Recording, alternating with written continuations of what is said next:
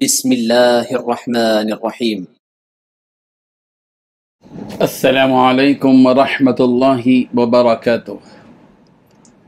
الحمد للہ وکفا وسلام علی عبادہ الذین اصطفی، اما بعد۔ حاضرین و ناظرین، یہ درس نمبر 1845 ہے اور آج سورہ حامیم السجدہ کی 3 آیتوں کی تلاوت اور تشریح کی جائے گی۔ آیت نمبر 19، 20 اور 21، 19، 20 اینڈ 21۔ چلیے سب سے پہلے ہم ان 3 آیتوں کی تلاوت کرتے ہیں، لفظی ترجمے اور ترجمے کے بعد تشریح کرتے ہیں۔ اعوذ باللہ من الشیطان الرجیم، بسم اللہ الرحمن الرحیم۔ وَيَوْمَ يُحْشَرُ أَعْدَاءُ اللَّهِ إِلَى النَّارِ فَهُمْ يُوزَعُونَ حَتَّى إِذَا مَا جَاءُوهَا شَهِدَ عَلَيْهِمْ سَمْعُهُمْ وَأَبْصَارُهُمْ وَجُلُودُهُمْ بِمَا كَانُوا يَعْمَلُونَ وَقَالُوا لِجُلُودِهِمْ لِمَ شَهِدتُّمْ عَلَيْنَا قَالُوا أَنطَقَنَا اللَّهُ الَّذِي أَنطَقَ كُلَّ شَيْءٍ وَهُوَ خَلَقَكُمْ أَوَّلَ مَرَّةٍ وَإِلَيْهِ تُرْجَعُونَ۔ صدق اللہ العظیم۔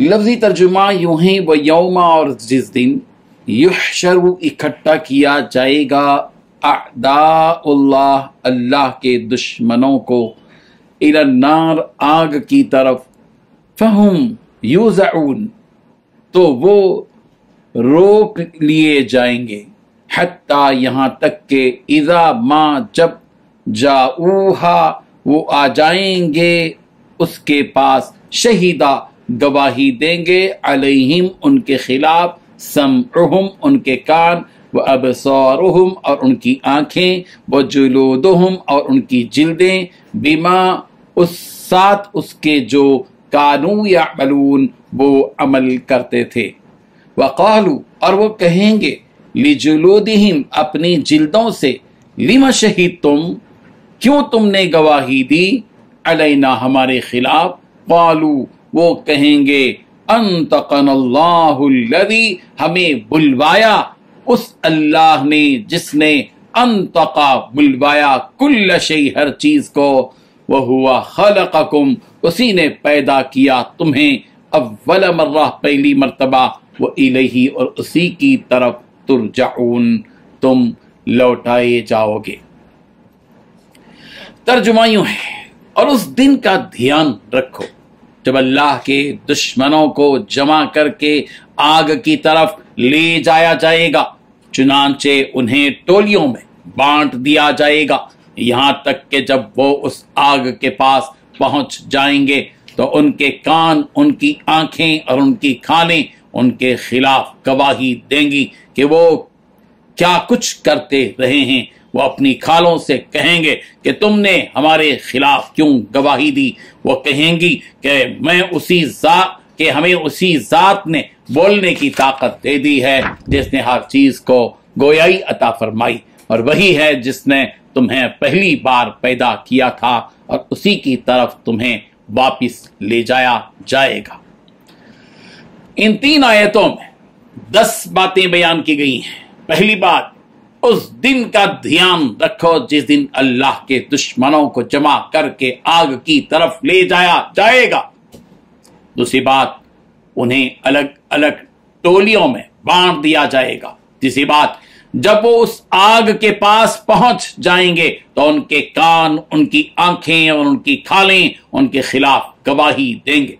چوتھی بات، ان چیزوں کی جو وہ لوگ کیا کرتے تھے۔ پانچویں بات، وہ اپنی کھالوں سے کہیں گے کہ تم نے ہمارے خلاف کیوں گواہی دی۔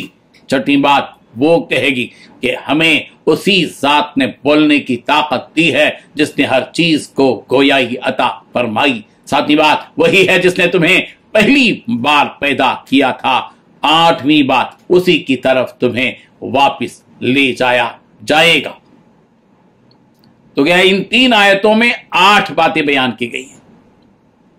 بزرگان محترم، پچھلی آیتوں میں کفار کو ملنے والی سزا کا ذکر تھا.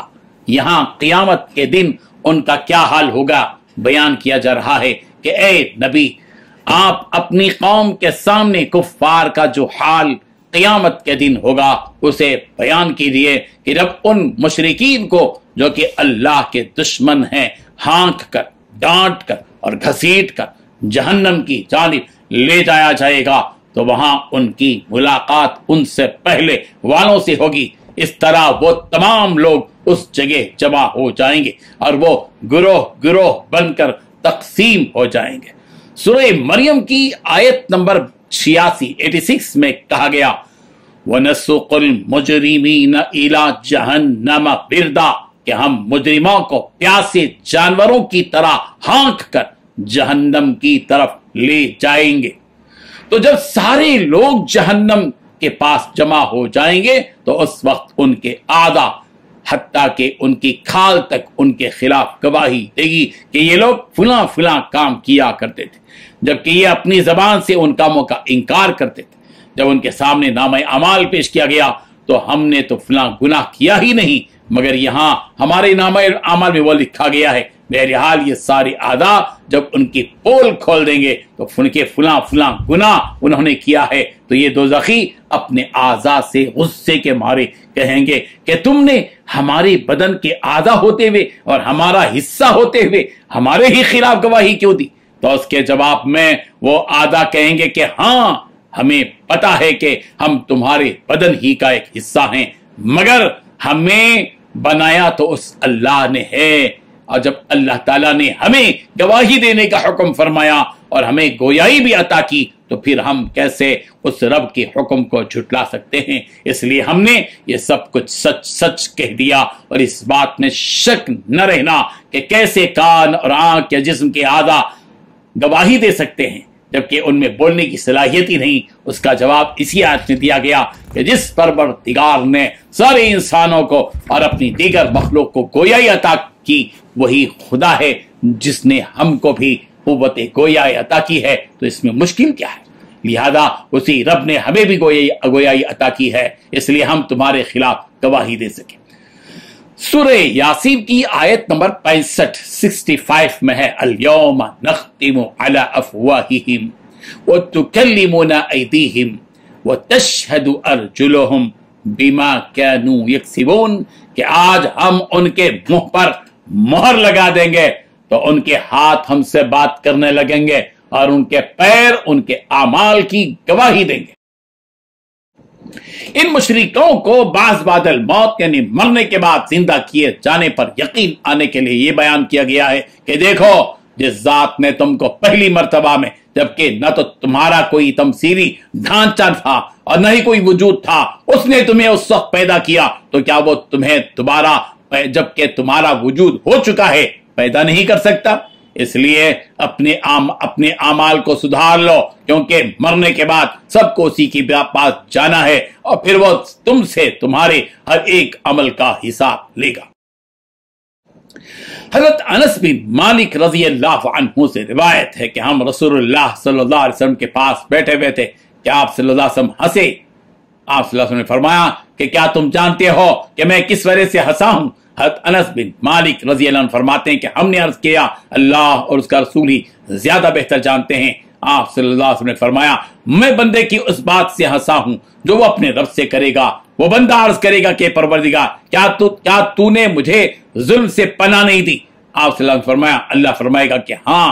آپ صلی اللہ علیہ وسلم نے فرمایا پھر بندہ عرض کرے گا کہ میں اپنے اوپر اپنی ذات کے علاوہ کسی کی گواہی کو جائز نہیں سمجھتا. آپ صلی اللہ علیہ وسلم نے فرمایا پھر اللہ فرمائے گا کہ آج کے دن تیرے اوپر تیری ہی ذات کی گواہی اور کرامن کاتبین کی گواہی کفایت کر جائے گی. آپ صلی اللہ علیہ وسلم نے فرمایا پھر اس بندے کے منہ پر مہر لگا دی جائے گی اور اس کے دیگر اعضاء سے کہا جائے گا کہ بولیں. آپ صلی اللہ علیہ وسلم نے فرمایا اس کے اعضاء اس کے سارے اعمال بیان کریں گے. آپ صلی اللہ علیہ وسلم نے فرمایا پھر بندہ اپنے آزا سے کہے گا دور ہو جاؤ، چلو دور ہو جاؤ، میں تمہاری طرف سے ہی تو جھگڑا کر رہا تھا۔ اللہ تبارک و تعالیٰ ان احادیث کو اور ان آیات کو صحیح معنی میں سمجھنے کی توفیق عطا فرمائے، اور ہم سب کو پروردگار اپنی شان سے، اپنے فضل سے، اپنے کرم سے ہم سب کو جہنم کی عذاب سے بچائے۔ وآخر دعوانا ان الحمد للہ رب العالمین۔